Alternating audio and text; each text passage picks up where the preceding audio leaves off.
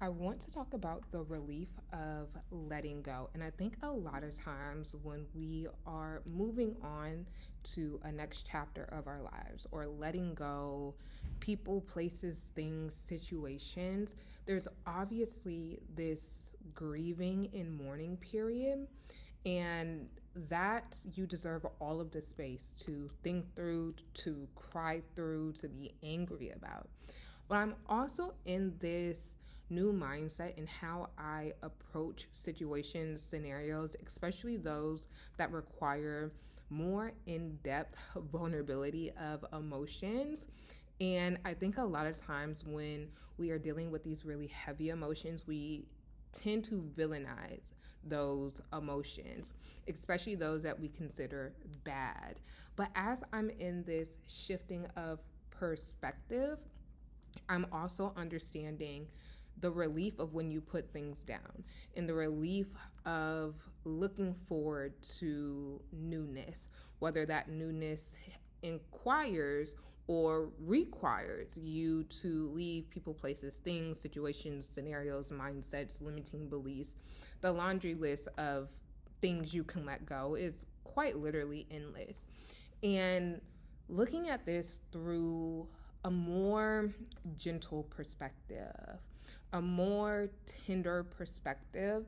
And as I am personally working on what it means to be vulnerable, and every time I think about the word, y'all, like I get very like, ugh, not the V word, not the vulnerable word, not the openness word, but I'm really leaning into this with gentleness in addition to like me just being uncomfortable in vulnerability because I have internalized the message of like being hard. And I say hard very loosely because if you know me personally, you're like, Khadijah, what the? You are not hard in any sense of the word. But having this sense of reservation as someone who is naturally reserved. And I was also thinking about this after my therapy session of like, am I naturally reserved or am I just not being vulnerable?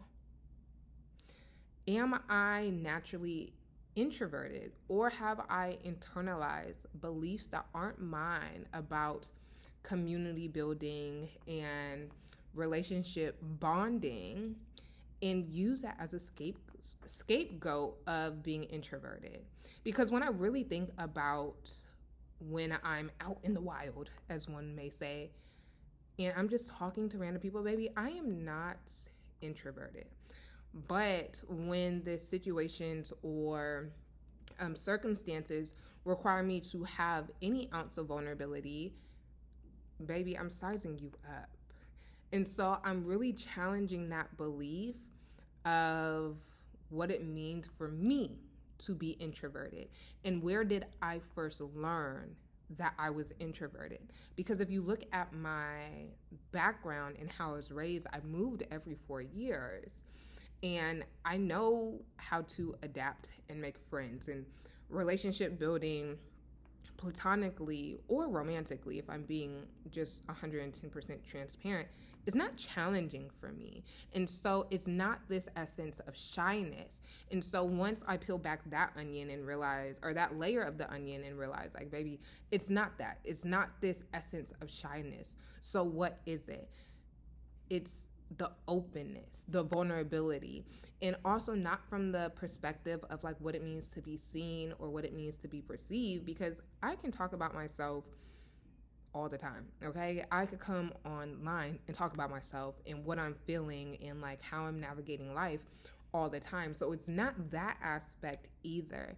And so I'm in this space of looking at what it means to be relieved and letting go, but also challenging my beliefs that aren't necessarily bad, but they are limiting. And I think that is the like emotional awareness that I want more people to internalize. Yes, we understand good, bad, up, down, left, right. We get that. But what happens when we stop villainizing and understand like the degree of vulnerability that life experiences require, whether it's anger, whether it's joy, whether it's grief, whether it's navigating the unknown.